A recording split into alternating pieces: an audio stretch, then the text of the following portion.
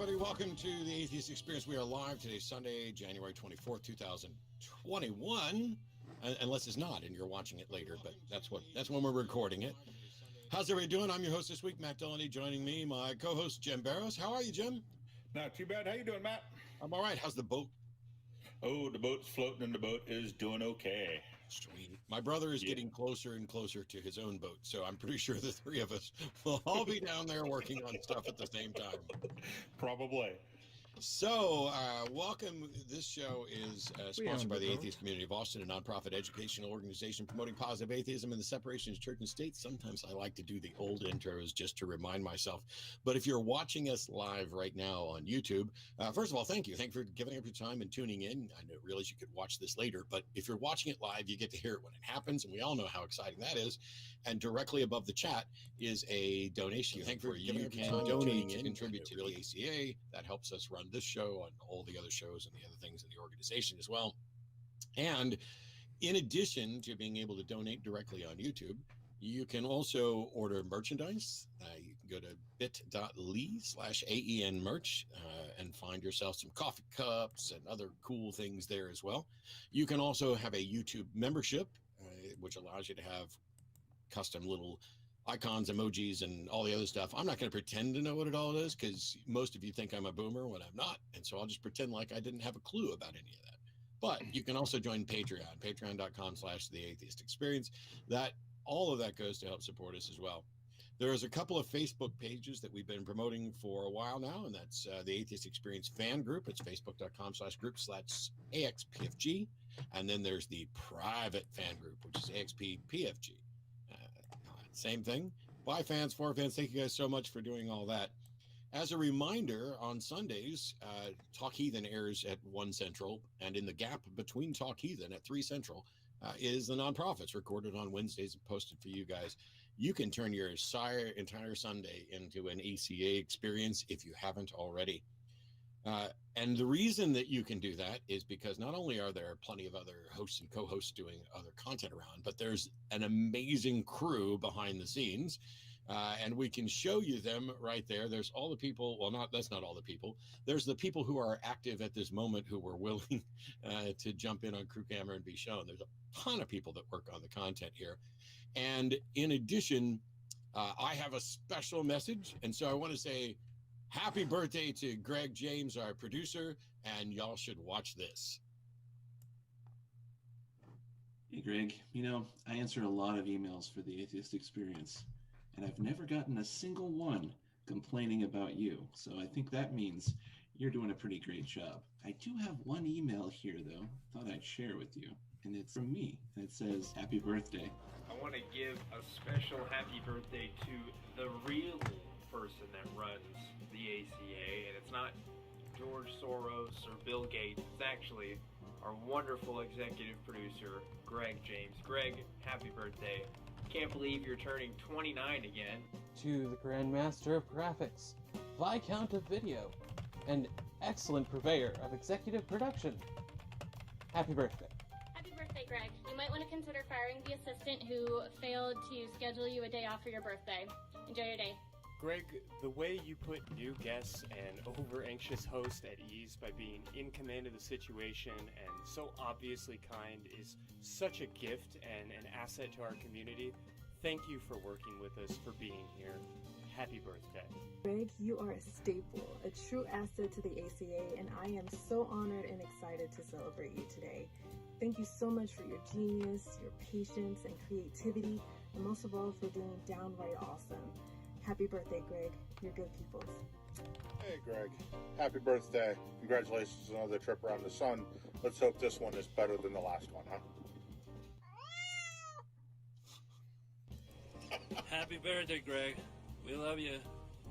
Or feliz cumpleaños, Greg. Te queremos. Happy birthday, Greg. I'm so happy that you're part of the ACA family. You've been doing an awesome job. Honestly, we couldn't do this without you. I love you. I wish you a wonderful year, and I can't wait to see all the good work you do in 2021. Hey, Greg, happy birthday, man. Dude, in the time that we've gotten to know you, you have done so much and made such a big impact on our lives. not just on the shows, which you do a ton of work on, including meeting with guests, doing tech checks, talking to us, working to make sure that our shows are exactly how we want them, and also growing us as people, as hosts, getting to know you as a person. I think that I speak for all of us when I say that the ACA is so lucky to have you in it. And I know that I'm lucky to have you in my life. So happy birthday. Here's to another year. Take care, buddy. Hello, Greg. I'm Troy, brand new note taker timestamp for the ACA, and I wanted to thank you for what you do, and also wish you a happy birthday, and I hope you have a fabulous year. I usually way overthink these birthday messages. Really, all you need to do is say happy birthday, use the person's name, and say something nice. So, happy birthday, Greg. Something nice. Greg, just wanted to give you a shout out and say happy birthday. Hey Greg, just want to wish you a happy birthday. Thank you again for everything that you do each and every single week to make sure that all of the ACA's productions happen. Hey Greg, just want to say happy birthday. Thanks so much for all you do for the ACA and for us as individuals. You're an awesome executive producer, and we're happy to have you. Have a great day, man. Happy birthday, Greg. Wow. There's like 4 people on the planet that know how much crap you've actually had to deal with, in addition to all the stuff that people already know and how hard you've worked. So, happy birthday. Thank you so much for all the help you've given us. Take a day off. Just don't do it when there's a show. Hey, Greg. You have a great birthday, man. Thank you for all that you do. Greg, I bought champagne for your birthday, which is in 2021. Because that's the year of this birthday. That's why I got this class. Happy birthday, Greg. Hey Greg, happy birthday. Here's a song from me as I help you celebrate your anniversary. Happy birthday, Greg. 1. Happy birthday to you. Happy birthday to you. Happy birthday, dear Greggy. Happy birthday to you. That's a hell of a head. And many more. Cut the widget now, Greg. Oh, that was awesome. Thanks everybody who sent those messages in.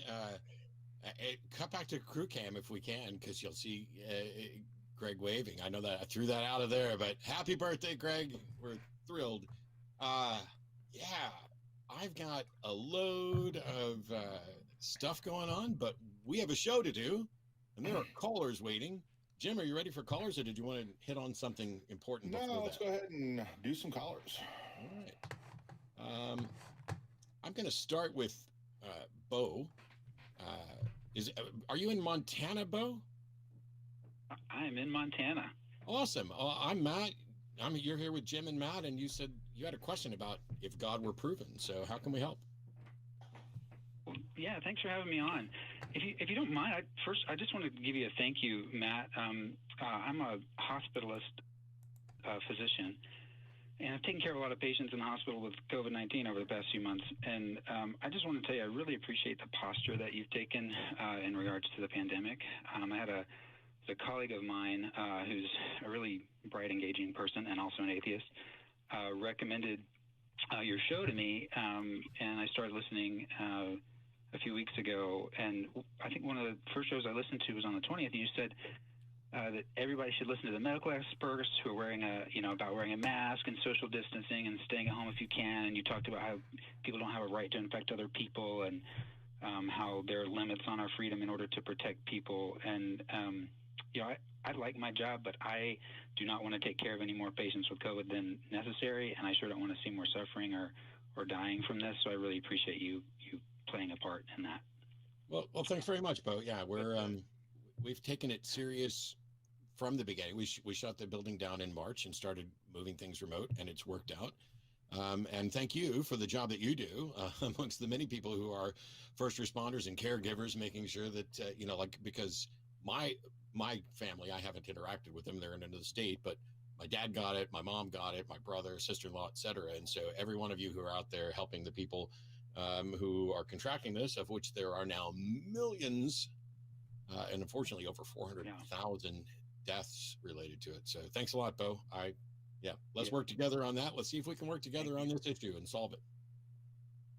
Yeah, for sure. Well, okay, so here's my question. Last week, you said something like you said, I don't understand people who don't see the value of truth. And I think the week before, you were talking about how important truth was to an atheist and just people in general. You know, and this was your episode on the 10th with Mendiza Thomas. Right, I'm going to pause slightly there. Just purely to say very quickly that physicists have an issue with the word truth. There's an argument that what physicists are trying to do is understand the universe, find the rules that govern the universe, that make the universe work. We're looking for the truth. I think that there is probably no such thing as truth. There is just ideas. There is just the construct that people create. Anybody that thinks that science is not a creative subject, a creative endeavor, is an idiot.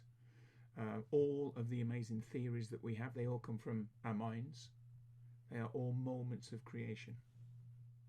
And I was surprised, and all that made sense to me, but I was surprised when, I guess it was the same episode on the 10th, you asked a hypothetical question, you and Mendiza, and it was like, if the Bible was true and Christianity was true and Jesus was raised from the dead, would you become a Jesus follower?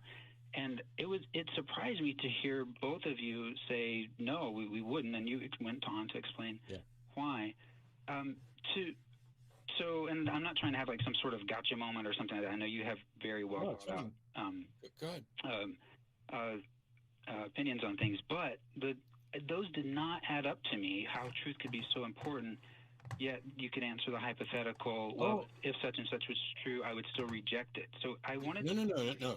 Okay, I want to point out that Bo has completely misunderstood, I think, Matt's position. And I don't want to be unpleasant, unkind, or aggressive towards people, and certainly not at this stage towards doctors when we owe them so much. But medical doctors are, in my vision, not scientists in the way that I view a scientist. The medical profession, medical doctors are not really trained in the scientific discipline in the way that pure scientists are. They seem to not understand the power of statistics, and this is a generalization, of course, because clearly some of them do.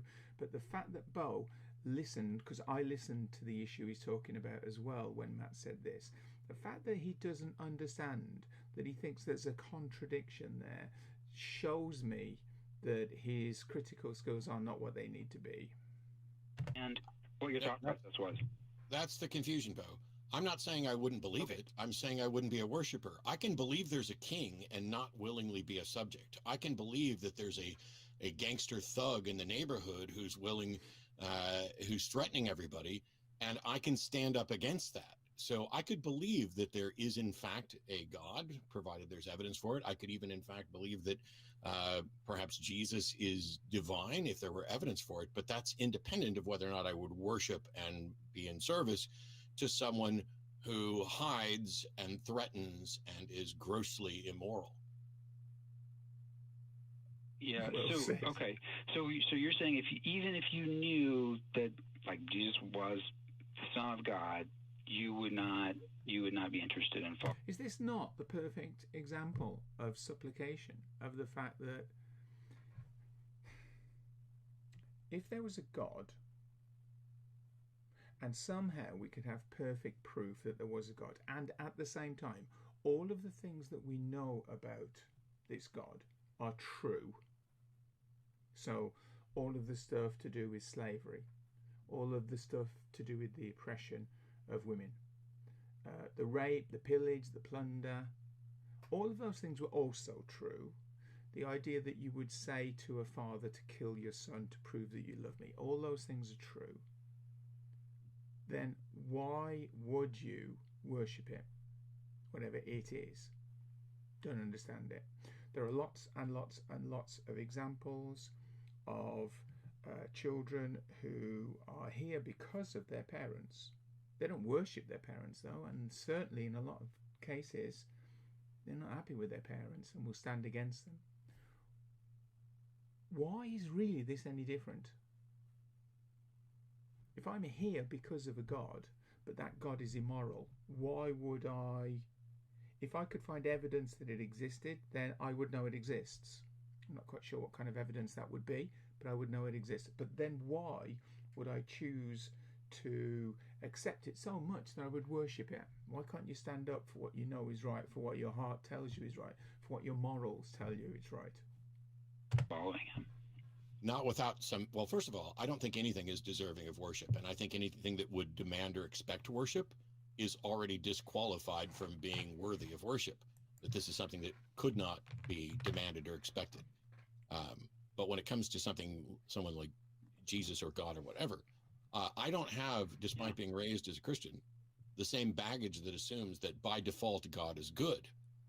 God would have a lot of explaining to do before it would be worthy of anything like reverence or respect or following. Just like if somebody shows up today and says, I'm your new leader, well, I believe they exist, but they're not my new leader until I accept them. And for someone like a God that has been winning the world's longest game of hide and seek, and whose the only information I know about them is what that God's followers have said, I wouldn't, if the Bible is true and accurate, I could not respect a being like God that has inequalities between men and women, between Hebrews and Gentiles, between who can own property, everything down to enslaving people, of making thoughts crime, of not judging people according to their actions, but about whether or not they're willing to genuflect or show reverence or praise. No God that is good and decent should need praise. Okay, well, thanks for answering my question. Okay, sure. There you go. Thanks, Bo. I don't know where you're. I'm gonna let Bo go because we got a lot of callers. I appreciate it, Bo. Have a good day, and thanks for doing what you do. Yeah. I don't know because I took over that because he was responding to something I said. I don't know if Jim's thoughts on that may be different from mine. No, not at all. I completely agree. Just because he has. I say things, and then for weeks afterwards, I hang through. Also, this Matt. Hi. So we've got Raphael in Sweden. You're on with Jim and Matt. How can we help? Yeah, hello. Hi. So first of all, thanks for taking my call. Sure, great name. I basically, I wanted to challenge one of your questions when it comes to morality. Okay. Okay. The thing is, I'm not a theist nor an atheist. Well, that's not possible. That's not possible. Those are the only two options, Raphael. Those are the. You're correct. Because if Raphael, a theist is someone who believes that there's a God, and a non-theist, an atheist, is someone who does not believe there's a God. So there's no other option. Absolutely, you're correct. I phrased that wrong. It's fine. I'm clarifying for everybody else. Yeah. Please continue. Yeah. I'm more like an agnostic theist, if you will. Like I have been pondering about this question for like over 5 years, and I've watched your show actually, over 10 years, and you have changed my mind from being a theist, like a real theist, to becoming more of an agnostic, right? Because I mean, for me, I'm trying to learn the truth, right? And I've been thinking particularly about morality, okay? And I have listened to your lectures and your debates when it comes to morality, and I have this one specific thing that I've been thinking about, and for me, it didn't make sense really. So if I understood your position correctly, like morality is when you want to maximize well-being overall. So my question is, let's say hypothetically, if we take like Hitler for example, he thought that like eliminating the Jews would maximize the well-being not only for Germany but for the entire planet. So my question would be, would Hitler therefore be justified for his actions? If we Was he right? That this is the definition. Was Hitler actually correct that the world would be better off with the Jews exterminated? Of course not, but he thought so. Well, then why are you asking the question? If you're willing to say, of course not, that he wouldn't have been correct, then there's no question. From my point of view, I think, from my point of view, I of course disagree with that, with what he did. But let's say that he was convinced that in order to maximize it doesn't make a difference. Talking about something we don't know anyway. We don't know that he actually was thinking in any way about the well-being of the whole. It doesn't make a difference whether or not Hitler thought he was right. The question is, was he right? So what you told the call screener when you were asking was, you want to challenge this position on morality, and the question you asked was, who decides what well-being is? Well, nobody. Yeah. We decide that the answer is not a who. You've asked the wrong question. Who decides what well-being is? That's not a who. We decide that we're going to care about well-being, and it is the physical facts of the universe that dictate whether or not something is in our best interest.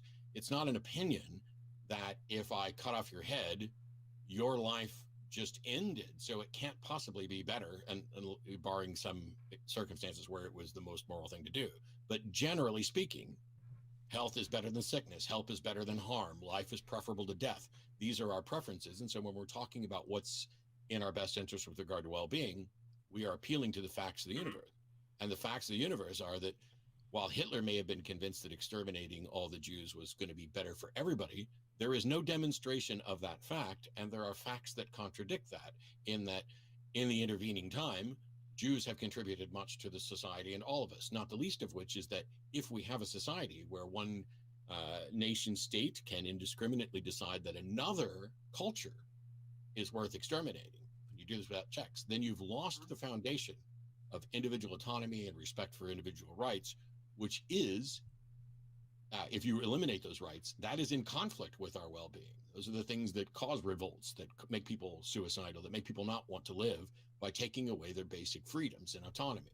And so once we recognize that it begins with that basic freedom and autonomy, there's still a lot of work to do, but it's not somebody deciding, well-being is this. It's kind of like physical health. While there are people who are allergic to peanuts, generally speaking, are good for me and good for other people, or at least healthier than battery acid to most of us. And it's not a matter of opinion, and we didn't need somebody to come in and it's like saying, who defined what it means to be a healthy human? And the truth is, plenty of experts in the field of health are arguing and agreeing and disagreeing at all times about what generally is considered healthy. And that's the best we can do. There's no problem with secular morality that is solved by appealing to a God. Because even your question, if we agreed that we're going to care about well-being, and somebody said, God cares about well-being. Well, first of all, prove it. But if I care about well-being and God cares about well-being, then God is irrelevant. And the only thing that matters is the well-being. Yeah, of course. So if I understood you correctly, is it the case that, is it like society in general? So is it like the general consensus of what well-being is that defines well-being? Have I understood you correctly? No, there's actual things you can measure about well-being. You can measure the health of the body. You can measure the health of the mind. Some people go as far as to say happiness, and I actually prefer happiness to well-being, and Matt and I aren't that far off on our definitions. But these are things that you can actually measure. So you can actually go and measure how happy somebody is. And if you do that across the society, you can figure out what kinds of things make things happy. And as it turns out, Harvard has been studying happiness for 80 some odd years now and has a pretty good handle on what makes people happy. And so you can focus on measuring these things and moving forward. So again, it's not a who decides, it's a what can science provide us in terms of definitions of happiness and well-being, and then how do we measure those? Okay, so let's say hypothetically that a society or a country or a person or whatever thinks that eliminating a portion of a population to maximize the well-being for the 99% of the population. Well, so the problem that we have is that because it's humans making the decision, we're probably going to screw it up, which is why we want objective facts. So Raphael is trying to argue that you can't use well-being as the basis of a structure for morality. And that is frankly ridiculous, I think.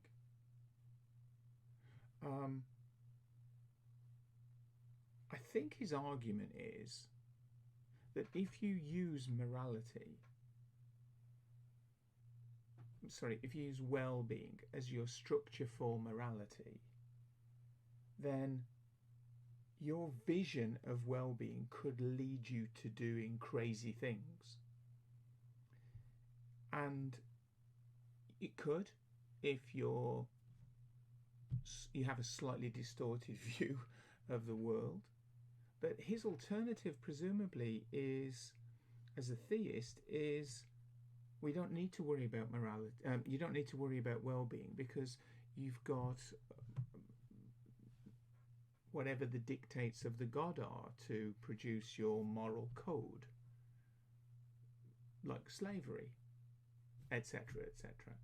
I don't see this argument. I think this is as weak can be. Facts. And you could take a statement like that where you could say, all right, we have to eliminate this section of society for well-being. And you can actually look at that and go, is this really, really true? So let's take the extreme case where we either eliminate half of the population or the entire population starves. That's a very objective case where you can say, okay, if this is the case, and this is entirely just a thought experiment, right? So we can control the variables. But let's say that is the case. It's either half the people die or all the people starve. That's pretty easy to go, okay, then we just need to figure out what is the best way to maximize happiness and well-being in that thought experiment, right? But if it's just because you don't like people who have blue eyes or whatever, that's a lot harder to justify and to measure and say, what does someone being Jewish, for instance, have to do with anything? What does any of these properties that we're born into have to do with our actions and what is going on around in the world around us? So that makes it much harder to justify genocide and things like that because you just don't have any good basis to do so. Yeah, I agree with that point. And of course, like right now in hindsight, we know that that's horrible. But let's say like in Germany back then, there was a huge portion of the population that thought that this was indeed the way to go. And they were wrong. In that case, they were wrong. Right now, of course, they were wrong. Yeah, of course. But they did not think they were wrong. Yeah, actually, a lot of Germans did think they were wrong. Reconcile, got carried along like with how it for do various objectively reasons. say, like, even if the majority was thinking like that, they are wrong and we can stampede over them. Like, do you understand what I mean? Well, so you simply go back and we're going to make mistakes. We're going to know more about the human condition tomorrow than we do today. This is simply a fact. So decisions we make today may in fact be wrong from what we find out tomorrow. And there's nothing we can really do about that except to do the best that we can in with what we have. And religion doesn't actually answer any of these questions, right? Yeah. You could take my thought experiment of, either the entire population dies of starvation or half the population dies.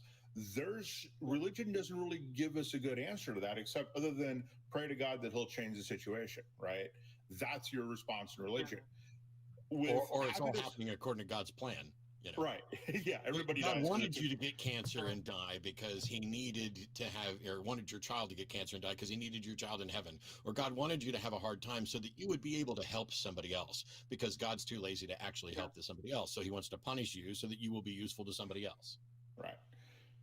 So, appealing to a God does not help you with hard questions. It doesn't help you with any of the questions because, like, if your question, let's assume that your initial question of who defines well-being was a correct understanding. It's not, but let's assume it was. Then all of a sudden, I would say human beings would be the ones who would define this, and the God believers are saying God's the one that defines this. But I don't have access to a God or what a God says. I only have access to what other people are saying. And so what's really happening is those people are telling me what their opinion is, just as I'm telling them what my opinion is. They're just saying that their opinion is better because it's backed by a God that they can't prove. Well, I mean, Jim and I could run around. Oh, Jim and I, there we go again. We're not twins. Myself and Jim could run around saying, we have a different God who told us this. And then you would have, those theists would have to, their only argument would be, well, yours isn't the one true God. Well, congratulations. So theists with every objection have all the work still in front of them. Yeah, I actually agree with you there. And the thing is, like for me, I care about the truth. So I like to think about these things and get like as close to the truth as possible. So I agree with a lot, like 90% or 99% of what you say, like when it comes to the religious, because I see a lot of bullshit there, like a lot of like for instance, the cancer, like the thing, like you mentioned. Well, I mean, if we really think about it, God actually decided for this baby to have cancer. So, and at the same time, he like, it's actually a lot of things, right? But when it comes to this specific morality question, I have been thinking about this, like whenever I saw your lectures, and that's why I couldn't really solve it. Like I couldn't really come to a conclusion. That's why I called. So. Okay, but you know, now I know a little bit more like how you think, and you know, thanks for taking my call. Absolutely, thank you, Raphael. We're gonna let you go and move on. You know, there's an interesting point here to make is that when theists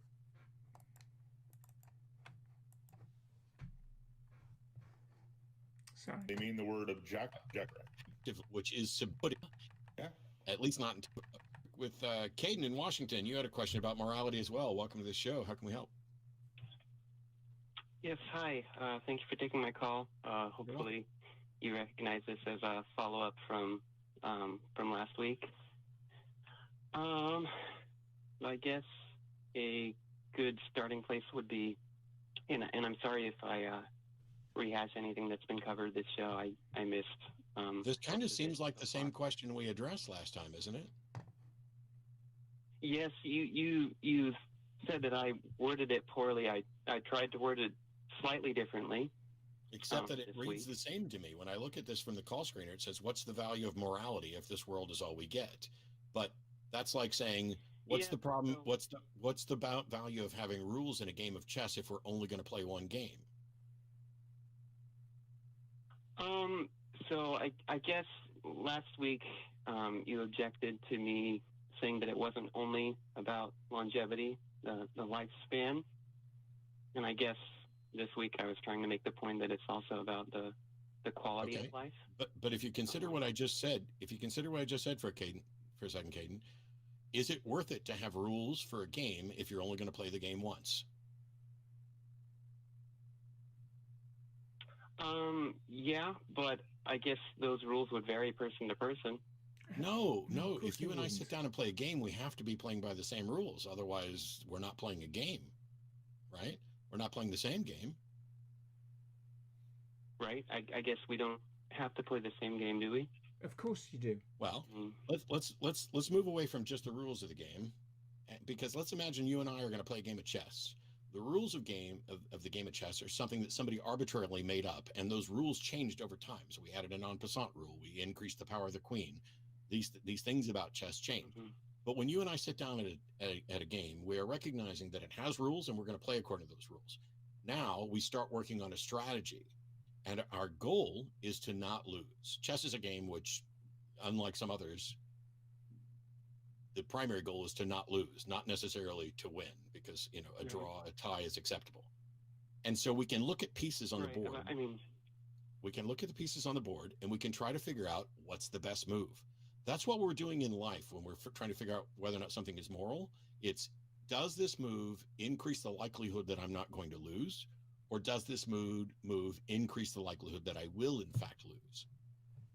Now, And so instead of saying, would it be, if we were only going to play one game of chess, instead of talking about the rules of the game, which may be viewed as the facts of the universe, would you agree that if you and I are going to play a game of chess, it's important for us, if we care about not losing, to have a good strategy, and that the person with the better strategy is less likely to lose? I think we'd first have to decide whether the game that we're playing is chess, if that's the game we want to play. Well, Caden, I don't have any interest in stupid questions like that, because if we sit down at the board and say we're playing chess, then we've already agreed we're playing chess. We are playing the game of life. If I come up with a hypothetical that says if I come up with a hypothetical that says if you and I sit down to play a game of chess, how is it in any way fair to come back with a response saying, well, first we'd have to agree if we're playing chess? I said we're playing chess. Now, can you play within the scope of that hypothetical? Okay, well, I suppose if in that hypothetical, what are the rules that we've decided that we're playing life by? Okay, I guess. I didn't make a hypothetical about life, Caden. Caden, you seem to be having different. Let me see if I can follow this. If you and I sat down to play a game of chess with the current rules of chess, would you agree that it is in our best interest to have a strategy that is good, and the person with the better strategy is going to be better, is more likely to be better at the game? Yeah. Okay, now let's make this analogy and move it to life. You and I are playing the game of life. If we're in agreement that we're trying to avoid death and harm, and I have a strategy that avoids death and harm, and you don't, do I have a better strategy than you? When you say avoids death and harm, are you talking for yourself or for other people? For everyone? Both in varying degrees. These things are going to come into conflict. There's not one right answer for every situation, but for not one answer that applies to all situations, but for each situation, there is a set of answers that are better than others, right?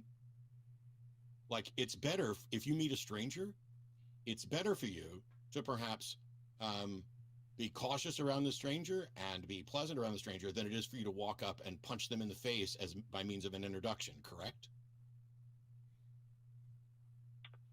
I mean, so first of all, I mean, okay, I'm going to have a different answer if I'm playing devil's advocate than if I'm. Why is it so frustrating? Yes. Why is it so difficult for people to answer the question that I asked them? Is it better when you meet someone for the first time for you to be polite to them or to punch them in the face?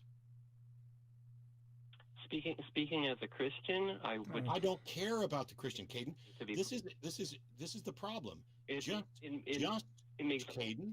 just answer the question that was asked. Whether or not you're a Christian is irrelevant. Generally speaking, as a strategy for life, is it better when you first meet someone to be polite to them or to punch them in the face? Why is this so fucking hard to answer? Because I don't see any reason why I should give a hoot if I'm not a Christian. In that case, I don't see why we should continue this conversation, because you will not answer the questions that you're asked. That's the whole point of my question, is that I don't believe that it makes any difference whatsoever. Well, then I want you to keep believing whatever it is that you're believing, because you are clearly not morally or intellectually reasonable enough on your own to come to a right answer. So maybe you're the type of person who needs someone to tell them, hey, don't punch people. Clearly, Caden just lied. Unless there is literally something wrong with him mentally, nobody goes up to people and decides that just because they want to, for example, the way to approach someone is just to punch them in the face, as opposed to just being polite. Nobody. I'm not. Well, I recognize that, generally speaking, when I first meet someone, it will almost always be preferable and more beneficial to be polite to them than to punch them in the face. And I think anybody who refuses to answer that question is either an idiot or dishonest.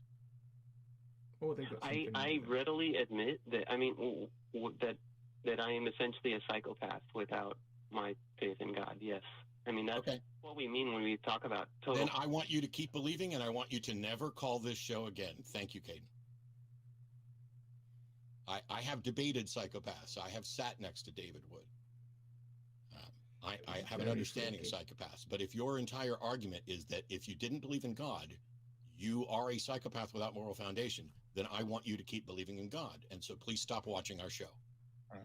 And I think people too miss that a lot of the morals are based on cooperation. We all do better when we're all working together. I mean, you and I are sitting in a house we didn't build using technology we didn't put together because we exchanged our time for money and then use that money to exchange that for goods and services that we want and need. This only happens when everybody is cooperating and working together. It can happen if people come in and use violence to get what they want, but it doesn't work nearly as well. You don't advance society that way at all. And this is something that I think the people who are psychopaths don't really kind of understand and put their faith in a God to say that. But no, you can be completely selfish and still recognize that you're going to do better yourself if you have a cooperative attitude towards everybody else. This is game theory. Yeah, basic game theory. This isn't political. This isn't religious. This is common sense, and is game theory at its most common sense, which is why I said what I said. If you ask someone, generally speaking, is it going to turn out better if you are nice to someone when you meet them than running up and punching them in the face? Anybody who doesn't immediately acknowledge that it's better to be nice, probably, I don't know how we can ever have a discussion, because it's so. If your first reaction is to run up and punch someone in the face, how could that possibly lead to a good thing? Right. I mean, maybe they had a wasp on their face and you were swatting at it. I mean, you can come up with ridiculous crap like that, but generally speaking. Yeah, and by the same token, if you resort to violence every time, somebody's going to be better at violence than you, or you're going to get caught, as they say in the UFC. Because you in the UFC shows on multiple occasions that the best in the world can get caught by a punch they didn't see because they just were looking in the wrong direction by accident. Not because they weren't skilled enough, but just because they got caught. And if you don't understand that. And it's good, Matt. How are you? Hey. Fair. I'm fair to Midland. Good. Yeah, same here. Well, yeah, I appreciate you having me, Matt. Thanks, Jim, as well. Long-time listener, love this show. And been super helpful in just life. Anyway, so I think I've heard you say before, Matt, and I'll state my position on it, and I think that should be able to guide us in the direction I think it makes sense to go. But if when I'm presented with the idea, and I am an atheist, but if the Christian God presented himself to be real, and let's taking a literal view of the Bible, everything, basically his law being corrected and all this and that, and me choosing not to follow him, though I don't agree with him, I feel like out of fear of hell and eternal torture, I would have to capitulate. If that's the right word, and go along. Okay. Because I feel like ultimately, granted, I don't agree with it, but it's like if I'm going to roast in hell for eternity, I feel like, especially just in the moment, I'm not going to be able to not, because it'll just be too severe. Okay. If somebody held a gun to your head and handed you a knife and told you to stab your child in the heart with that knife, and if you didn't, they were going to shoot you, which one of you is going to die? Me. Yeah, me too. If somebody hands me a knife and puts a gun to my head and says, stab your kid, and I don't even have a kid, so stab your fictional kid in the heart, or I'm going to shoot you in the head, I'm going to let them shoot me in the head before I kill another person. Why does that change just because my life is over? Why should what the moral position does change, or what I'm likely to do change, just because it's a God threatening me with a gun? Mm-hmm. I think that I think that the difference is that, for one, there's kind of a, whether or not I choose to follow God, to follow this hypothetical God, to acknowledge Jesus Christ as my Lord and Savior, what have you, me refusing to do that doesn't do anything besides put me in hell for eternity. So his law would therefore stand no matter what. No, you're saying that if God came to you and said, slaughter your kid or I'll kill you, that you would do it. Oh, no, I didn't. Okay, well then that's where I'm confused, because so hang on, Aaron. If God comes to you and says, slaughter your kid or I will kill you, you're going to say no to God? Well, if he said slaughter your kid or I'll kill you, and there's not the whole fear of eternal torture wrapped into it. Like if let's say there is. Let's say there is. Let's say there is. God says, kill your child with this knife or I will torture you forever in hell. Are you saying that under that circumstance you would kill your child?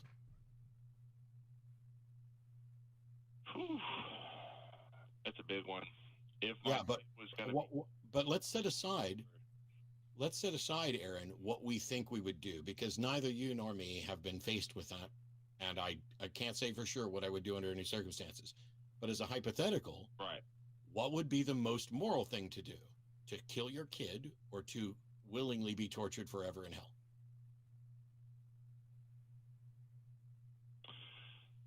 So the most moral thing to do would be to just take one for the team. And, sure. Just not kill the kid. So if that's the most moral thing to do, why is it that you think that I would be wrong to say I would do the most moral thing? Well, I think where at least where I felt like we've disagreed in the past is more on the when I've heard theists say, if God is real and he shows himself to be real, will you not capitulate?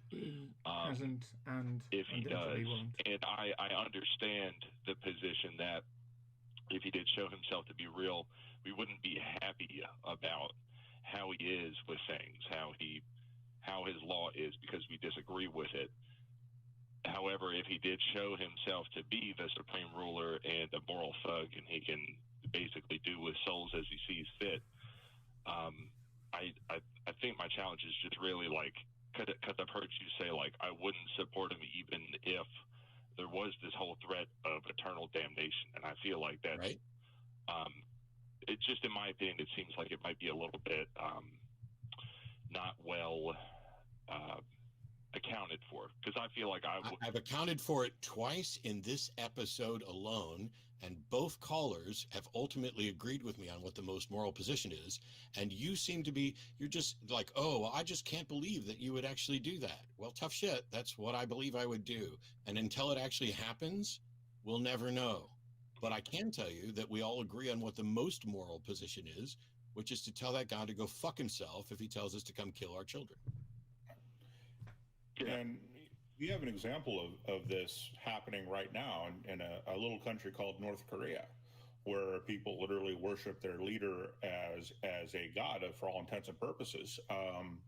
And I don't think they believe he has divine powers, but if he brings in doctors from Doctors Without Borders, they praise him for bringing them in.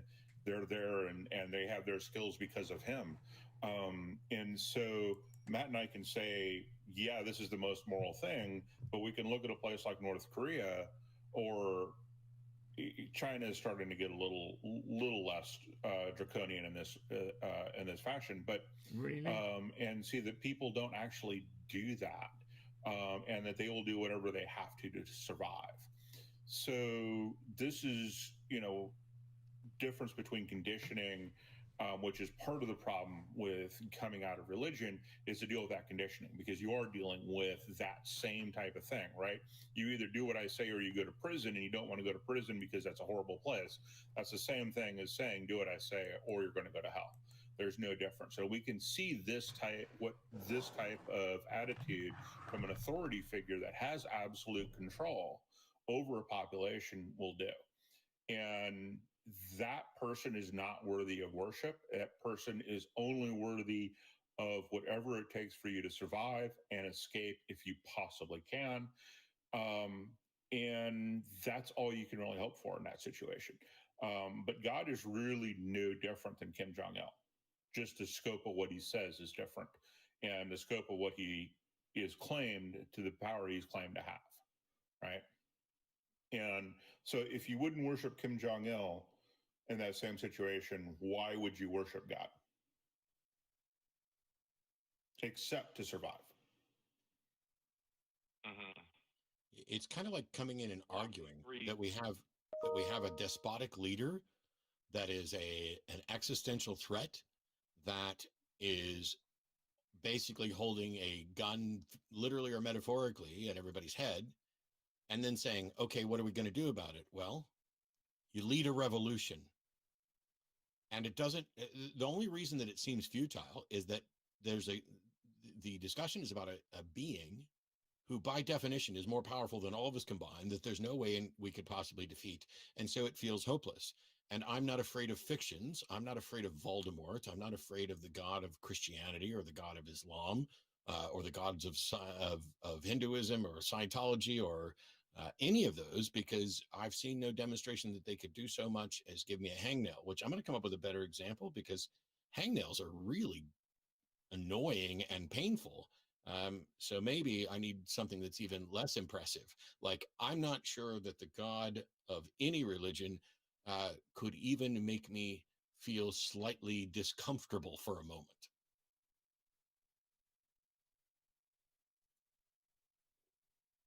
So if Yahweh revealed himself to be the true, what he says he is, and like the common, that wouldn't make you uncomfortable? Wouldn't make me uncomfortable. What do you mean uncomfortable? Oh, I thought you said that if he did come out. I don't think he has the power to do anything. I don't think there is a being who can do anything to me. I think it's time to move on. I don't think that any of these God beings are real. And so we're having all this discussion, a question that I've answered 4 or 5 times today in this show alone, about in less than an hour, about what if this God, who we have no reason to believe exists, turns out to be real? Won't you be then scared then? Why are we not doing a show where people call in, hang on, what if ghosts are real? Hang on, what if pixies are real? What if the Loch Ness Monster is real and it's an alien being that can probe your mind and cause you to go, hurt people? Why don't we have those conversations? Why is it that we play deference to this fictional fantasy that just because there's more people who are have fallen for it within religions? All I can say over and over again is that I know what the most moral action would be at a God holding a gun to my head, metaphorically or physically, is not a sufficient motivation, as far as I can tell, for me to be grossly immoral. And why isn't that just a good thing? I get it, people don't believe it, but that's because we're all weak. And would I cave? Sure, I'm sure I might cave under some bully somewhere. But the point is to talk about what is moral and what should be, not what I might do when I'm scared. And meanwhile, until that God shows up to actually make a demand and explain itself or scare me, not only can he fuck off, but his followers can fuck off too. You know what? That makes a lot of sense, and I think I understand. I think that makes I a lot of understand sense. how Okay, you Aaron, went through move that on, process please. better. And that was really I know. And the first one, certain. What I consciousness come from? Is that your first question? Wow. Do you have thoughts, Jim, on where you would prefer to go next? Absolutely. Mohammed in Australia, you are now live with Jim and Matt. How can we help? You evidently have a couple of questions, and the first one, I'm told, is where did consciousness come from? Is that your first question? Yeah, I've just been thinking about that for a while. And my answer is, I don't know. Do you? Okay, I can't know for certain, but I can move on then. I can guess based on reasons, I suppose. What I would put is that there can only be two possibilities in that it could either come from some other consciousness or from no consciousness. Would you agree? How did you prove that there are only two possibilities? Well, those are mutually exclusive. Either it came from something that is conscious, or it did not come from something that is conscious. Oh, okay. Got it. So, yes, of course, I will accept a proper dichotomy. Either the explanation for consciousness is that it originated from some other consciousness, or it originated from something other than another consciousness. Okay. Well, I mean, for context, I am a Muslim, but I'm not going to speak about Islam in this call. But to give you what I would like, what I think it does come from another consciousness. Why? Okay, that's a really good question. Well, to answer that question, that really comes back to answering why I believe in a creator. And I could, if you would like, I can give you my reasons why I think that. I just asked for your reason. Why do you think that consciousness comes from consciousness? Because I see no evidence of that at all. Okay, you're right. Well, for me, the notion of a creator of everything makes the most logical sense. So if I'm using logic, that conclusion would make the most sense. And no, sir. Hang on, Muhammad. Explain anything there. Saying that you are convinced that a God makes the most logical sense, and then declaring that you're going to be logical based on that, is actually fallacious and has nothing to do with logic. You are inventing a circular argument by beginning with, I believe that this is the best explanation logically, and therefore logically I will continue to go forward with that. I'm asking, why are you convinced that consciousness comes from consciousness? What is the evidence that consciousness comes from consciousness? Okay. If you're asking for, well, I can't give you any concrete proof evidence. The only thing I can give you is the probability that I believe in the other alternative. It wouldn't add up to me. I'm not interested at all, Muhammad, or so to be more specific, you keep telling me what you believe. Muhammad is going to have a problem here because he has no evidence, and it's just basically his faith, or maybe not even his faith, if I'm horrible. It's what he's been told, what he's been coerced into thinking, and that's a terrible thing to say, of course. And I don't mean that. I don't know. I don't mean that he is like that. I just don't know. But basically, what he's saying is that he has no evidence, but he has reasons, and to invoke the concept of a logical reasoning will not make any sense if there's no rationale. I'm interested in why you believe it. What is the reason you believe it, not what you believe. And every time you try to go to a why, you've come up with another what every time. So I agree with you. If there is an explanation for consciousness, that explanation is either something else that is conscious or not something else that is conscious. And you've determined that the most probable explanation is that consciousness comes from consciousness. Once again, and for the last time, present the evidence, the reason why you think you can calculate probability at all or approximate probability on consciousness coming from consciousness versus not coming from consciousness. That's it. That's all you got to do. Okay.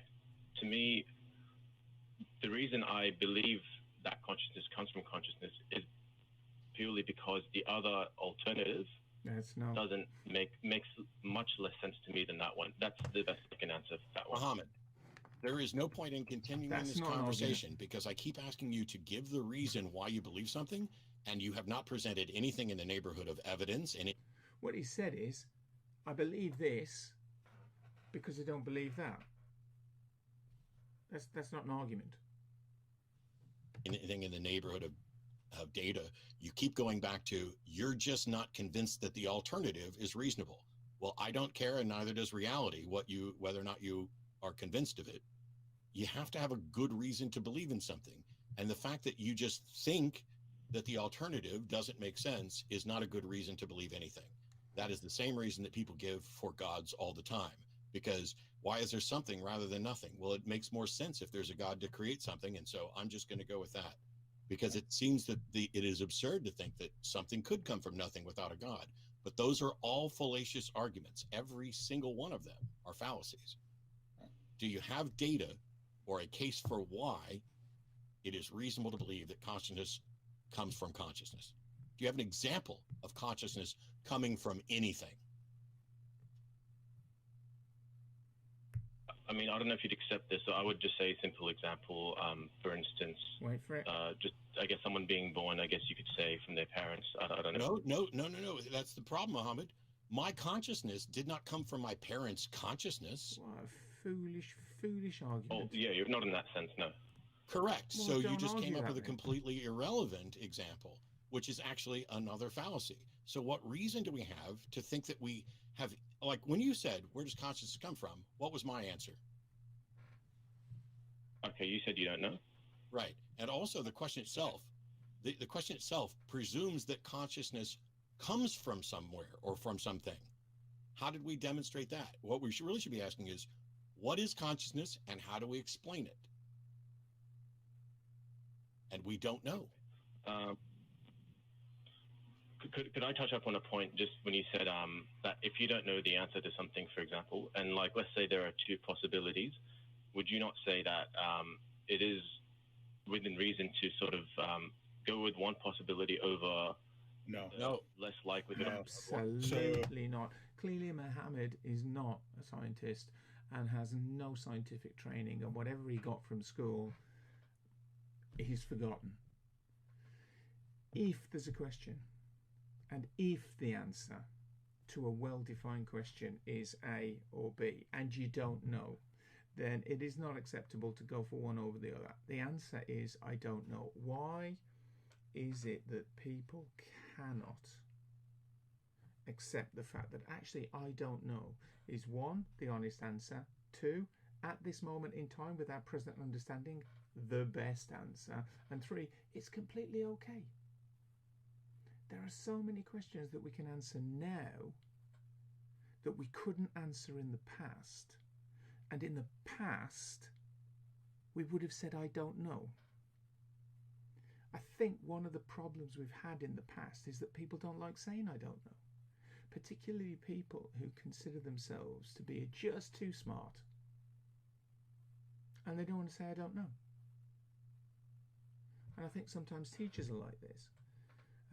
Sometimes teachers, when asked a question by a student, because the student doesn't know the answer, the teacher, rather than saying I don't know, will sometimes say, sadly, they'll make up an answer, and the answer is made up and it's clearly not right, and the student generally sees straight through it, but is too polite to say anything, and that's because the teacher doesn't want to give the impression they don't know. Well, that's just stupid. I don't know is an acceptable answer, and we all need to accept that. In life, there are questions that we don't know the answer to yet, and we may know them. It all depends on what kind of research we do. It depends on what kind of education we put ourselves through. It depends on who we talk to. Maybe someone else has got the answer and they can convince us with evidence. But until you're in a position where you know, I don't know is okay. No, go ahead, Jim. Yeah. So on any statement of that can have a true false to it, you can have actually three positions, and I like to throw in a fourth just because it's me.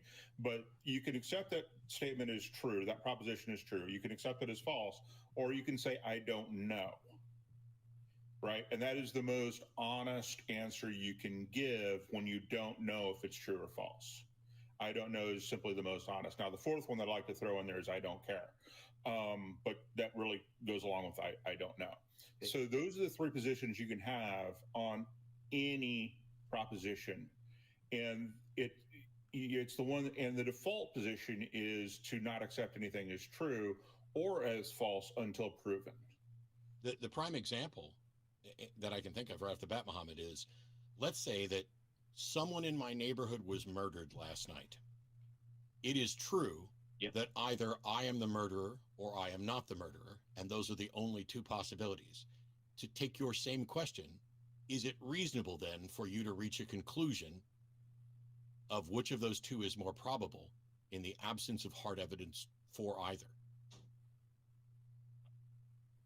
I would agree with the question that you posed. I agree that because the nature of the question is very 50-50, so I would say I don't know, to to that one. But could I? No, that's not. So this is already a problem. If you've got a neighborhood with a few thousand people, and you choose one of them, the chances of them doing it is not 50-50. You are saying the nature of the proposition is 50-50. That is not true. That is not accurate.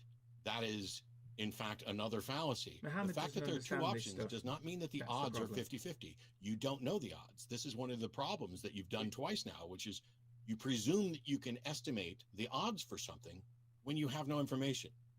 It is true, either I killed that person or I did not, but it would be a mistake for anyone to take up either position as if it were the truth. However, when we look at reason and justice, it is better for us to set the default position to Matt is not guilty until you demonstrate that he is. Would you agree with that? Yes. Then God is not guilty of existing until you demonstrate that he is. God is not guilty of creating consciousness until you demonstrate that he is. And the default position is that while I don't know what the actual answer is, no proposed answer should be believed until it has strong evidence in favor of it that overcomes all the other potential explanations. And even if there's only one, that doesn't mean that the odds are 50-50, right? Don't say right. Yes. He doesn't know. He doesn't understand. Sadly. I think what I understand, correct me if I'm wrong, where we differ, because we both, obviously we're both human, we have the same potential of knowing the answer to that question. Like I don't believe God has spoken to directly and said, I am God or something like that to me or you. So we don't actually have that type of evidence. Actually, that wouldn't count as evidence. No, it wouldn't, because it's in your head. Because at the end, it would just be someone who's convinced that God talked to them, not someone who God actually talked to. You'd have to demonstrate that. Well, but yes. Well, true. But we don't have, I guess, God isn't coming out of the clouds right now as you speak. And right. I agree. And it's comforting that you don't think God is individually talking to people to tell them what the right answer is. So. Well, what I would think is that because we're presented with this potential for either one or the other, right? He exists or doesn't exist. And the way I'm coming to my conclusion, which you don't agree with, is by looking at the two possibilities and seeing which makes more probable sense. I guess to me, this is the problem we're having is when you say it makes more probable sense, right? Is how did you determine that probability? And when Matt brought up the example of either Matt killed his neighbor or Matt did not kill his neighbor, you said that was 50-50 without any evidence whatsoever. And that's, again, simply not true, because just because there are two possibilities. There's an interesting point here that Muhammad is taking, which is typical of a lot of people who are not great at things like statistics and logical thinking, that they'll assign probabilities almost like randomly.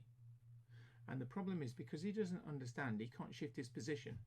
When it's explained to him, and actually Jim and Matt are coming up with really good explanations to show that his argument is fallacious. When he has those arguments presented to him, he's kind of, he's on a show, he's a little bit nervous, and probably feeling nervous because his arguments have been batted back at him, because he will have spent a bit of time thinking about this. And the problem then is he can't move from his position. He can't move from the stated position that he's had, because he hasn't got enough time to look into this, to try and educate himself, to see that what they're saying is making sense. And actually what he's saying is not making sense at all. And we have to work hard, because we're all liable to that. We have to work hard to try and make sure that we don't fall into that position. Again, just saying I don't know and moving on is just the simplest solution. Doesn't mean that the odds are the same. For instance, what are the odds of Matt killing his neighbor if his neighbor was killed with a hammer blow to the head, and Matt has spent the last 6 months in a full body cast in a hospital? What are the odds? Are they 50-50? They're close to zero. Yeah. No. Yeah. So you calculated the odds of 50-50 without knowing any facts whatsoever. But it seems the thing that you're trying to get to, Mohammed, and I will let you get to it, I'll just stop right here and you can let me know if I was right, is you seem to be under this position that hey, there has to be some explanation for consciousness, and it's either a conscious agent or it's not. And I need to make a decision right fucking now. And that's the part that's not true, because the right thing to do is to say, I cannot reasonably reach a conclusion on this. I cannot, with intellectual honesty and rigor to the standards of evidence and epistemology that are most likely to be accurate, I cannot take a position on this. I need more evidence. And that, by the way, is God's fault. The argument from divine hiddenness is this notion that God is essentially winning the longest game of hide and seek ever, that the things that God could explain or should explain have not been explained. And the thing, people are reaching out to God on a regular basis, and so far none of them have provided anything that we can identify as actual enlightenment from them. All we see are more and more people with their thoughts on God, and those thoughts don't align with reality, and they don't align with each other. And I would argue that Occam's razor and an assessment of the likely probability of something would lead one to conclude that gods are more likely to have been made up by human beings than to have actually existed. And what's curious is that most God believers think this of every other God other than the one that they believe. Well, I would actually, you brought up a really interesting point, if I don't mind. I'll ask, do you think we could ever come to a point where we could actually answer that question with certainty? Where did consciousness come from? Well, I don't think we can answer any question with certainty, but do I think we can have a good understanding and explanation of consciousness? I don't see why that's outside the realm of what could be potentially knowable, but I can't say for sure. Okay. And if I go to my grave never understanding consciousness, I'll be a little disappointed, but I will have still lived a life, and I will have not bought into bad ideas and bad explanations for something. If we ask, why does gravity work the way it does, and we just stopped with, that's what God wanted, well, I don't know that we'd have a good understanding of gravity and whether or not we'd have gone to the moon.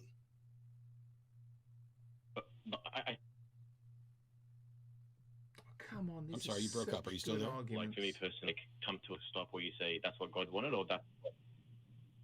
Sorry, Mohammed, your line is breaking up just a little bit. Could you just repeat what you said? The last couple sentences, we couldn't hear you. I'm sorry.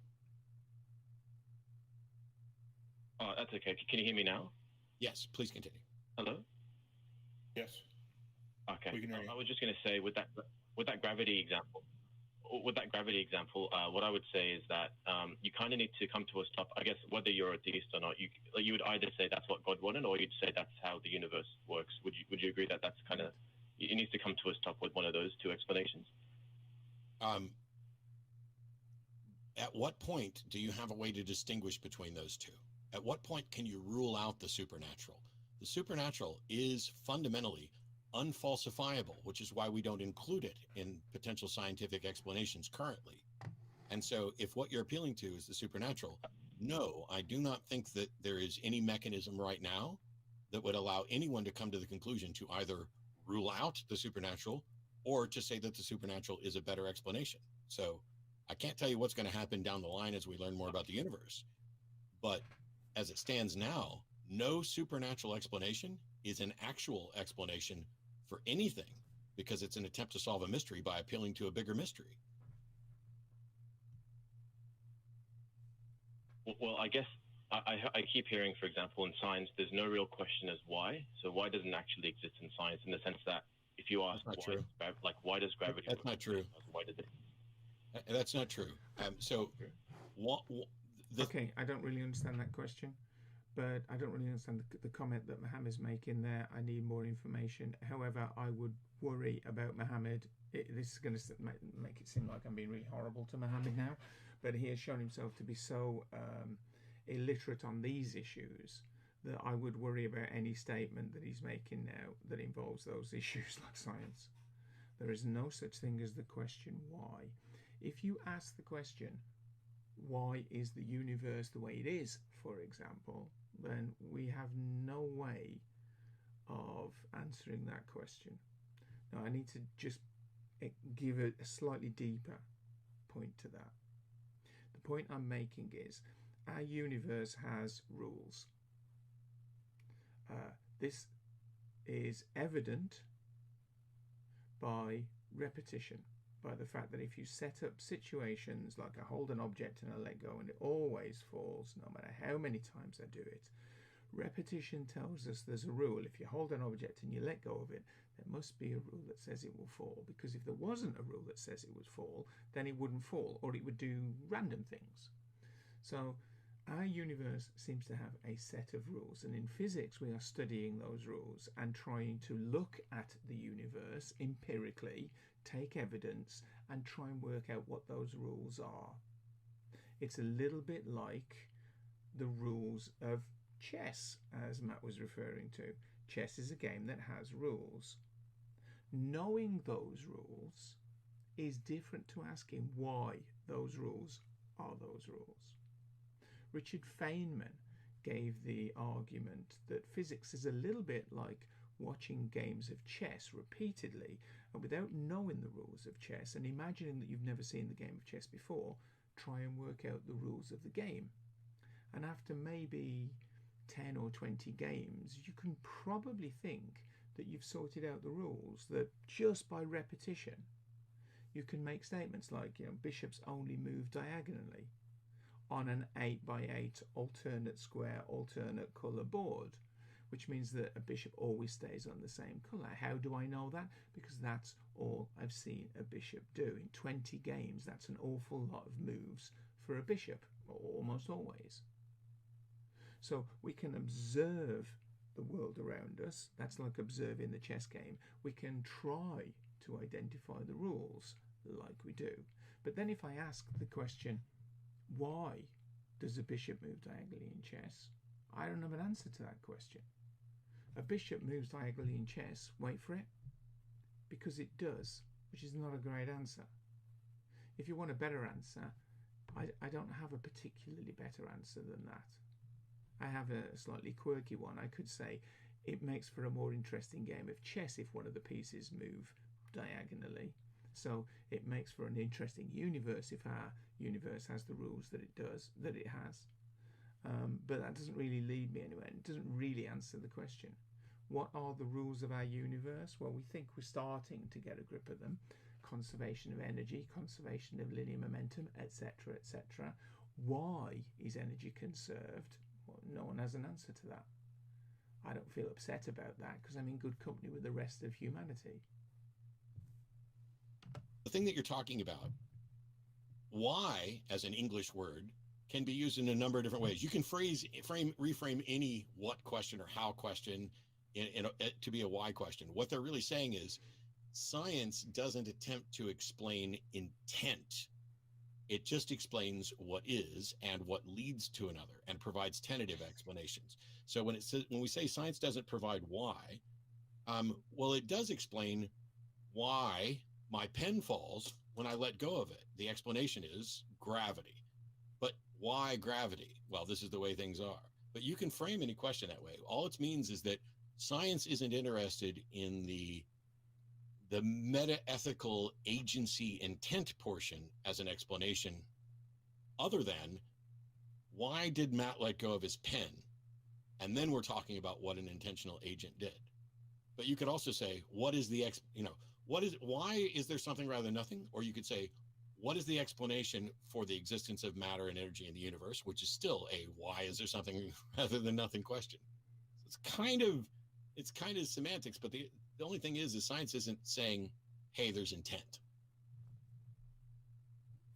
Until there is. I understand. That makes sense to me. On that note, Mohammed, I appreciate it. And you can call back and have another conversation, but I got a bunch of other callers to get to. We only got about 20 minutes left.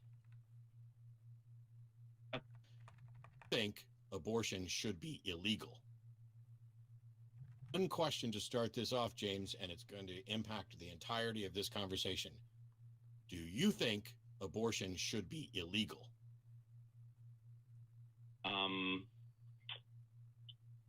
not sure. Okay. I can elaborate a little bit. I guess it feels a little like a dodge, but I can appreciate that somebody might not know. But if you agreed with me that you didn't know or weren't sure about what it should be, wouldn't you also agree that by default, we should allow someone the individual autonomy to not have their body used against their will until we have come up with a compelling reason to override that autonomy. Yeah. Okay. I think there is a compelling reason. Okay, so what is abortion? Abortion is killing a developing human embryo or fetus or zygote. No, abortion is the termination of a pregnancy, specifically the non-viable, pregnancy not carried to term. The fact that it results in the termination of the life of a fetus is a fact of biology. Abortion isn't the right to kill, it is the right to terminate a pregnancy. If it changes, if our physical abilities change with regard to maintaining the fetus or embryo afterwards, well, then we're in a different category. But I'll stop now, and you can tell us why you think it's wrong. Although I will tell you in advance, I do not care. I do not care what someone's opinion about the morality of abortion is. I only care about whether or not they feel it should be legally permissible or illegal and what the penalties should be. But go ahead. Okay. Well, in that case, I might need to sort of backtrack a little bit and say why and explain why I didn't know, because about the legality question, because basically, kind of when you're asking whether something should be legal or not, that's kind of a downstream consideration about from whether you think something's wrong or not. Because not with regard to morality.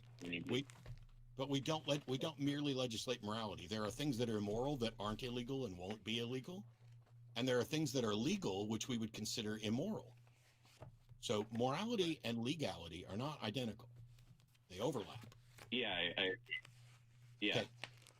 Okay. I mean, basically, what it comes down to is that even though I think that abortion is wrong, kind of I can imagine that it's very plausible that making abortion illegal could result in even greater wrongs occurring. So that's I want to know, just out of curiosity, why you think it's wrong.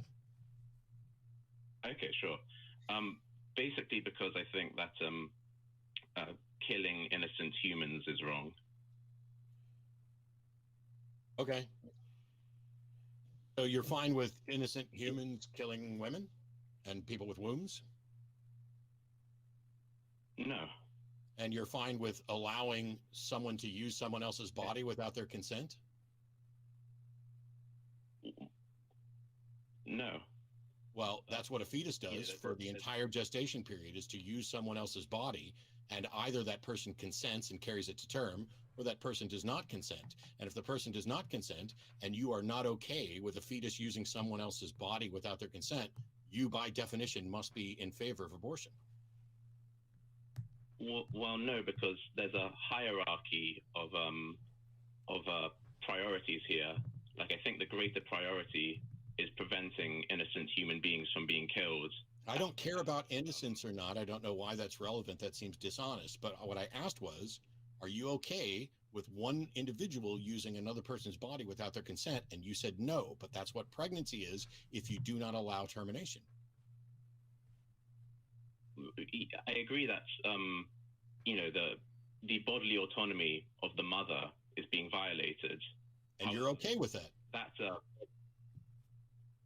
well, so something can be bad, but there can be an even greater badness.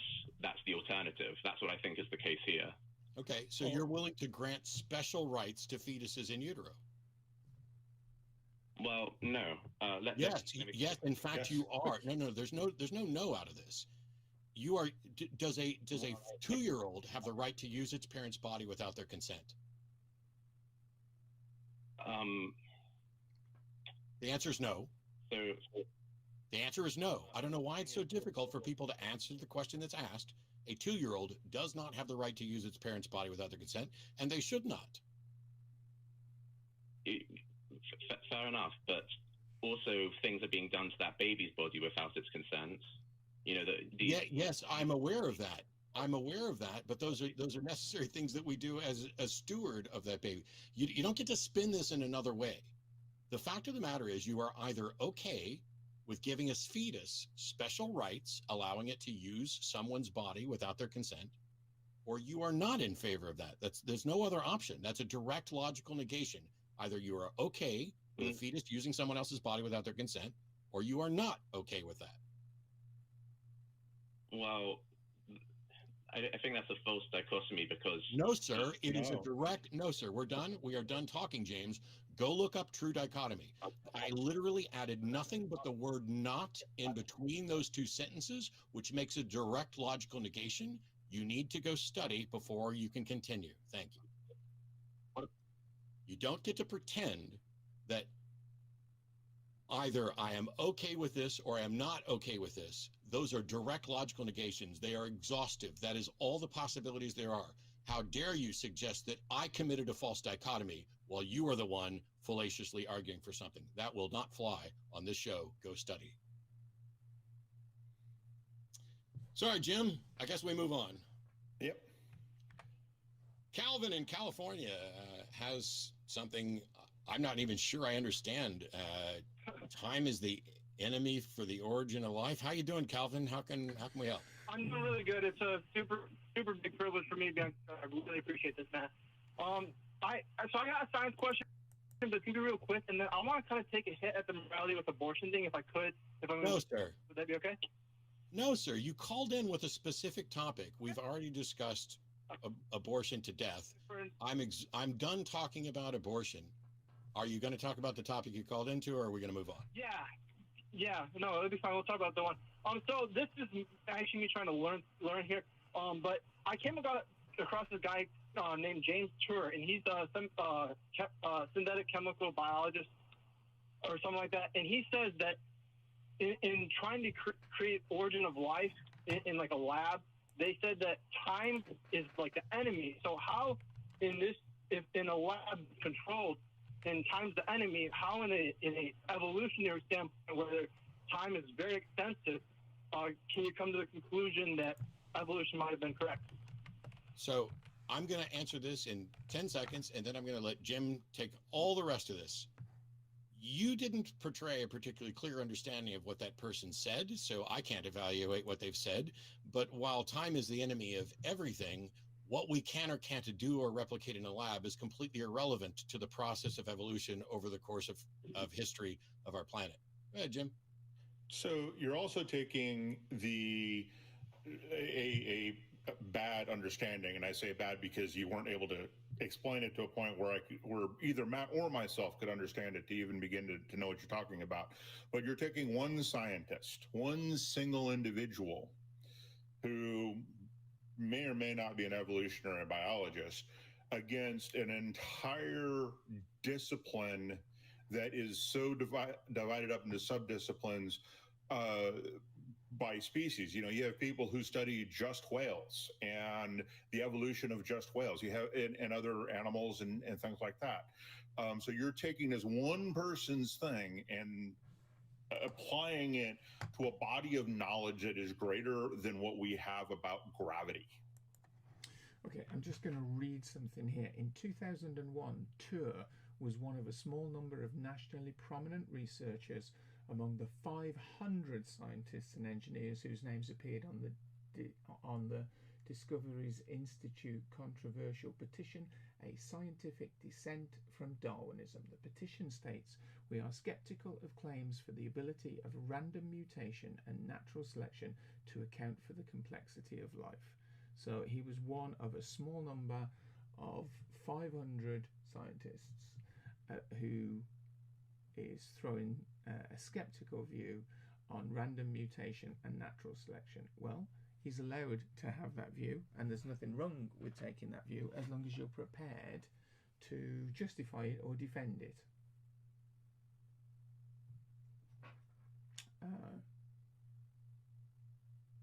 He felt that the explanations offered by evolution are incomplete.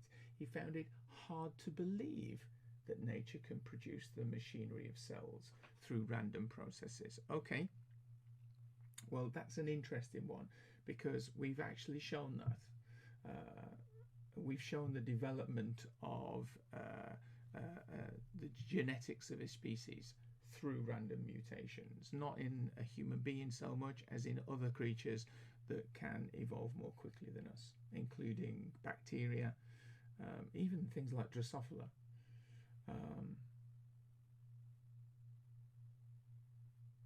Okay, well, I'm going to leave that there. So he's in a massive minority. He identifies as a Messianic Jew, an evangelist Christian. Okay, so there's a sort of maybe a bias there, maybe. So it looks like he's just saying, well, I don't believe it. But there may be more to it, but it's certainly not clear from this article that there is. Because every time we study evolution on plants, or we study, on any of these things, you're taking this one person's word against all of that evidence. Even if he's right, does that make any sense to go against the entire consensus of evolutionary biology since Darwin, to go against all of that built up knowledge? Does that make any sense to take one person's word for it? I mean, maybe not just one, but there's a lot of things that, I have questions on. I'm not like a science guy. I think they're a frustrating way to find God, honestly. So I was just a good question I wanted to ask you so I can learn a little. Well, so I would suggest actually getting some biology books or some books on evolution and go read those, because neither Matt nor myself are evolutionary biologists. So if you want to understand what evolution is and how evolution works, you could go do that. All right. Well, thank you for the. By the way, there's a couple of really good. There's a couple of really good websites out there on evolution. And I don't have the links right off the top of my head, but and some good books like Jerry Coyne's book, which I have up above me, which is Faith versus Fact. And there's plenty of other things about evolution where it's taught properly from scientists in a way that's it's approachable. But there's some really good websites out there as well. Anyway, I appreciate the call, Calvin. Thank you. Thank you. Sure thing. We've got 3 callers left. We've got 9 minutes left. I'm hoping that we get to all of them. I think this one, I'm going to take it first, even though I was going to take it last. Michael in Florida has a question about Pascal's wager. And since I've done a 30-minute video deconstructing it piece by piece and just did a 3-hour debate on it a couple of weeks ago. Okay, Pascal's wager, really briefly, is this idea that imagine that you don't believe in God, and then when you die, God exists. You're going to get in trouble then, because it's a kind of a big sin to have not believed in God, and you go into the hot place. However, if you say that you do believe, even if you don't, then you get a free pass and you get in. You get into the good place.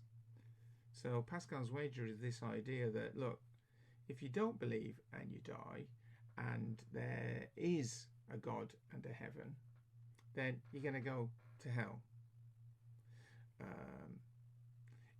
If there isn't, doesn't make any difference anyway. But if you say you do believe, even if you don't, then when you die, if there is a heaven, you get in. What's your question, Michael? How can we help on Pascal's wager? This is just a ridiculous. How you guys doing? thing. So yeah, I know we are short on time, so I don't want to rush, but I'll try to be quick. Sure. Nonetheless, I was raised Christian, Seventh-day Adventist specifically, and the thing is, a few years ago, I came to this point where I realized that I don't know how much my faith is based upon true personal conviction, as opposed to me just believing what I was taught to believe in and just sort of running off the social conditioning of that. And the thing is, lately I've been listening to a lot more, I suppose atheist and or skeptical YouTubers. For instance, like Aaron Ra or Genetically Modified Skeptic and whatnot. And I guess I sort of just been trying to address each of the things that I had previously held as what's it called? Some of the more solid things to. As a tenet of faith, as an article of faith or a position. So here's the question. Let's assume that there's a God out there and that there's a heaven and a hell, but we don't know which one it is. Should we work to try to get into the best heaven or the worst hell, or avoid the worst hell? Well, I would assume the best heaven, Okay. But what if you seek the best heaven, but it's not the one that's real? And in fact, the second best heaven is the one that's real, or the fourth best heaven is the one that's real. and you lose the only heaven that there is because you decided you wanted to go for one without considering what evidence there was for which one was correct. Okay, so you mean like heavens, as in like heaven as depicted by various religions or even various denominations of religion? Correct. Is that what you mean? If you try to get into what you see as the best heaven, but that heaven isn't real, and in doing so, you've cost yourself the one real heaven that's out there. So like if I try to get into it's the Seventh-day Adventist heaven, but the Catholic. Yeah, Seventh-day Adventist, Muslim, Baptist, Pentecostal, whatever. If I have no way of telling which one of them is right, and if I just seek the best heaven, well, maybe there's a heaven that appeals to me, but it's not real. Like maybe I'd like to live forever in Elysian fields. Maybe I would like to be in a heaven where I'm my own God, or something close to that, a la Mormonism, as opposed to one where I just show up every day and praise the master of the universe. Maybe that's boring as fuck for me. And so I'm going to seek out the Mormon heaven where I get to be a God. But what if neither the Mormon heaven nor the Baptist heaven or the Seventh-day Adventist heaven is correct, and there's actually a God out there who just values being decent and using your brain, and for that you get an autonomous existence, and now you lose that if you are gullible enough to buy into some other religion. Yeah, I see what you mean with that. All right. I guess the whole because I'm just trying to gain different people's perspectives on different things. So with that question that you asked me, what if there's like if I pick the wrong heaven, essentially, that's something I've always wrestled with, because it's like, how do I know that the interpretation of the Bible that I was taught is incorrect, or even that the Bible is the correct interpretation of reality? Yeah. So wouldn't it be better to just say, I don't know? And if there is a God, and if there is a God, and the God is truly good, wouldn't any God that is good look at you and say, wow, this person was faced with a difficult decision where there wasn't evidence, and I didn't do anything to provide them any evidence about which one was correct. And instead of falling into a pit of fallacies, or instead of suggesting that they need to follow this one God because it's, more monstrous, or the consequences are worse, they said, hey, I don't have enough information to believe any of this. I'm just going to try and live the best life I can. If there was a God that was good and just, how could that God punish that person? Right. I see what you mean. If I'm not mistaken, you were a former theist yourself, right? Yeah, I was Southern Baptist with some Pentecostal leanings at different times, but mostly Southern Baptist. Yeah. Okay. So I was just curious then, when you deconverted, I'm not sure if you had to deal with this in a grand way yourself, but with like the thoughts of like, I'm skeptical on various doctrines I was given through the faith, but what if I'm wrong? And then there actually was, it's like, were you able to just like dispel those sort of feelings via like, I don't know, prolonged skeptical trains of thought? I want to make sure Jim chimes on this, but I will say two quick things, and that is, I didn't spend any time worrying about, like, how much time have you spent worrying if you're going to Muslim hell, or if you're going to a specific version of some Hindu hell, or if you're going to a Catholic hell? Do you spend a lot of time worrying about those, or do you primarily worry about the hell that you were taught? The one I was taught. Yeah, me too. And when I realized that, it all melted away, because I realized I'm only afraid of something. I don't have any good reason. It would be like somebody said, hey, there's an evil spirit living in your house, and you have to do these 3 things every day, or that evil spirit will really make your life miserable. If I have no reason to believe that it's true, and I live my life trying to appease the evil spirit in my house, haven't I wasted my life, or a portion of it? Right. Yeah. Yeah. Jim? Yeah. So Pascal's wager kind of also asks you to calculate the odds on something we can't calculate the odds for. Right? Okay. And which God? Right? Humans have thousands of them. Which one? You know, it goes back to what Matt was saying about pick your heaven or pick your hell that you want to avoid, right? But just because you pick a hell to avoid and a heaven to try for doesn't mean they're from the same God, right? Because they're your opinion of what's better and what's worse. So Pascal's wager just doesn't make any sense whatsoever. And it also assumes that whatever God you believe in can't figure out, you're just going through the motions and then you don't actually believe in that God, that you're treating that God like a vending machine, right? And do you think any God wants to be thought of as a vending machine, except maybe the God of vending machines?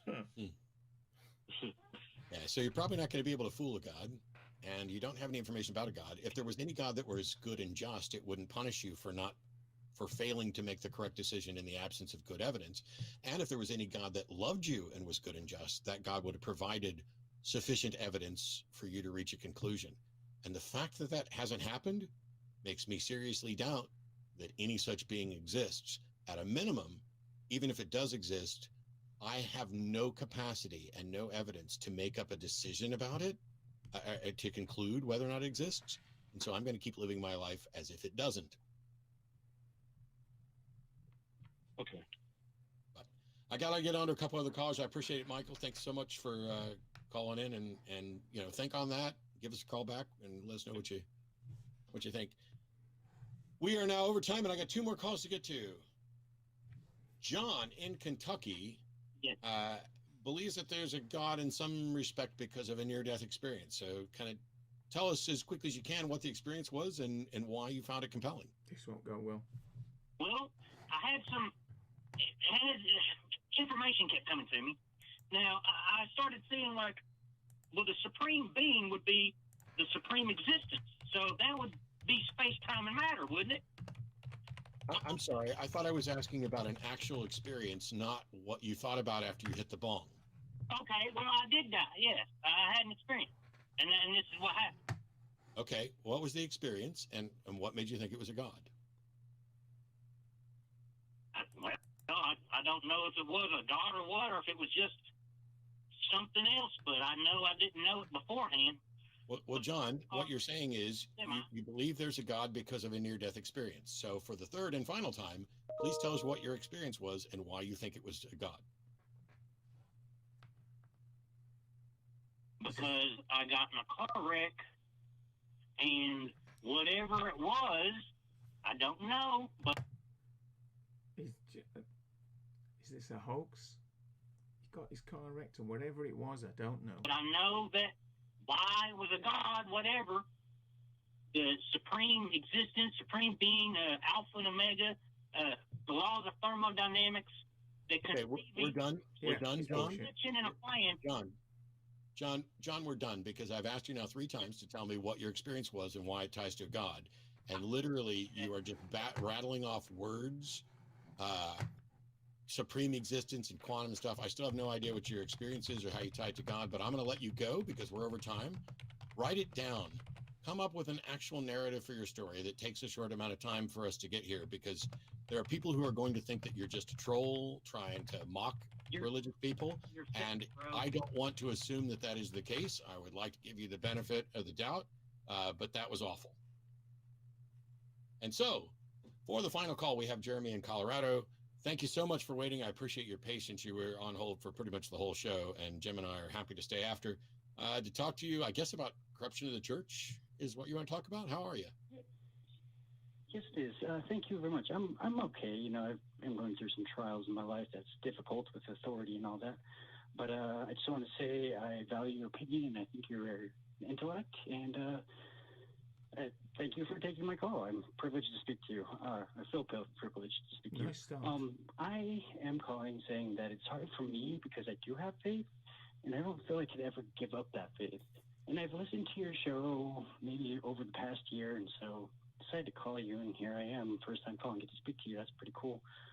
You've mentioned how it's hard for people to get over their religion, and it takes a certain amount of time. I've kind of thought about it, but in my own life, my aunt who had cancer, they had x-rays of all these things, and she was in Texas at the time, she went in one day when they were about to do an operation, and before the operation, they tried to take scans again, and suddenly all the cancer had disappeared. So to me, that's pretty miraculous, and the own doctor said, if I didn't have the scans that showed the cancer before, taking a new scan today, I would never believed that you ever had it.